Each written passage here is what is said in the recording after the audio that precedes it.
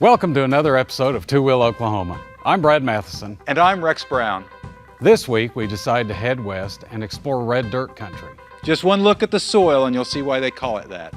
We rode down State Highway 8 along the ancient red sandstone canyons carved out by the Canadian River. Two of Oklahoma's most unique state parks are situated on this stretch of highway between Watonga and Hinton. Our first stop was Roman Nose State Park. So pull up a couch, come right along.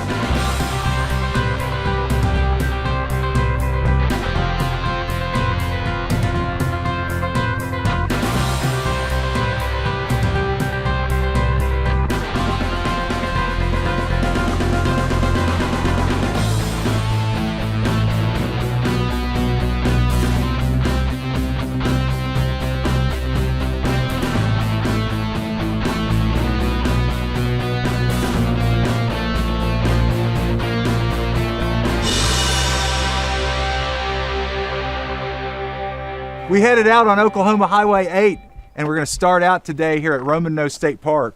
We came up last night and chased a few coons off the road, and we're going to head south here from Roman Nose after we explore the park here a little bit, and later we're going to go down to Red Rock Canyon State Park. So hey, it's just a state park kind of day. Here we go. We decided to explore State Highway 8 where it runs through these red sandstone canyons along the Canadian River Valley. And Roman Nose State Park near Watonga is where we started our trip. Beautiful place. These trails wind down through the woods and through these springs. Saw some little caves, and they haven't disturbed anything there. They made everything blend in like nothing was man-made. I was really amazed. Stayed in a cabin there overnight, and that was a lot of fun. Very nice little cabins there overlooking the spring and a couple of little lakes that are there on the park. We did wake up that morning in Roman Nose and discovered what we thought was bobcat tracks on one of the bikes. I'm gonna go raccoon. What do you think? I don't know. You think? Could have been a bobcat. I guess could be bobcats in the area. Oh yeah, that is definitely. Yeah. That's a hind foot. That's a front. The little fingers. Definitely. And climbing around on the gas tank. Yeah, definitely a raccoon. Or a mountain lion. Either bobcat or mountain lion. I'm not sure. I'm not a real professional at that, so. Well, I wonder what he thought. I'd like to have got his impressions of the BMW RT. Too bad. Did you find the bear prints?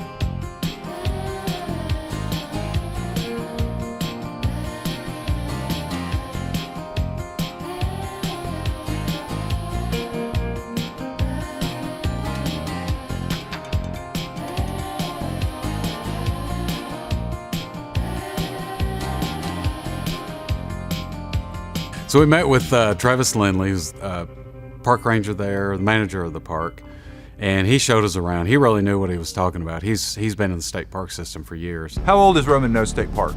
This part of the park was constructed in 1936, 1937. Oh, okay. It's like you said, the original part of the park. Roman Nose is one of Oklahoma's original 7 state parks. Right. So very cool stuff. All the work was done by the Civilian Conservation Corps. Right, okay.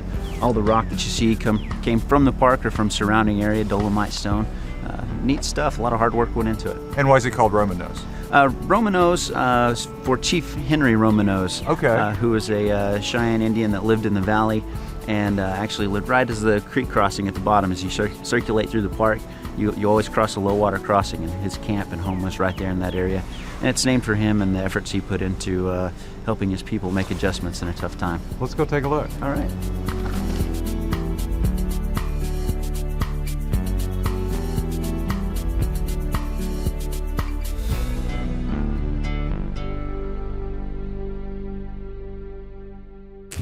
We found bear tracks. We found bear tracks, which Travis promptly told us were not bear tracks. Thought we found bear tracks. Rex has got food in his pocket, so that's why I'm kind of hanging back.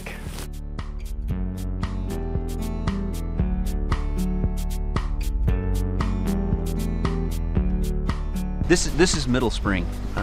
It's, I said there's 3 springs in the area. Little Spring was back behind us, so we just passed over. It's kind of a little trickle that comes out. That's where the bear had crossed. Yeah, we saw the bear tracks right by the bear tracks.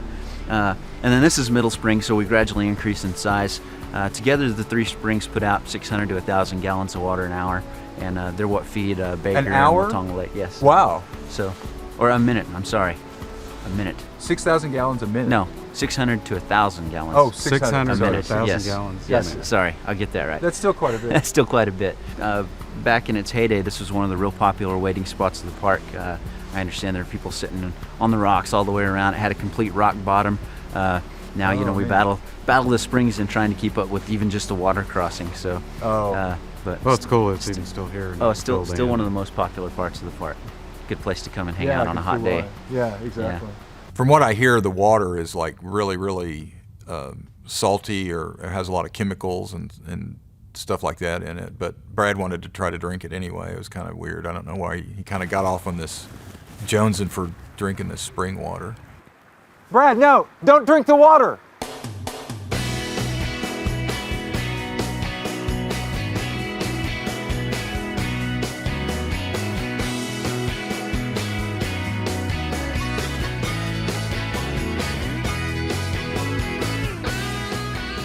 Yeah, so this is Big Spring. The spring's actually up in the hole there. It's definitely the most popular spot for the kids to come in the park and play in the falls. So and 6 go million explore. gallons a minute. That's amazing. You're getting close. You're getting closer. More reasonable. This is an area that, you know, definitely we want everybody to get down here and see. So we always push people to come down here and make it as far as they can, no matter what kind of shape you're in. And it's great because if you don't want to go out and take that 7-mile hike to get way back and see some cool stuff, Right. you can come here with your kids and bring everybody along and come Walk and see the 100 springs. yards. Yeah, walk 100 yards and see a lot of sights. Yeah, it's beautiful. Good spot. Well, I wanted to look in the cave.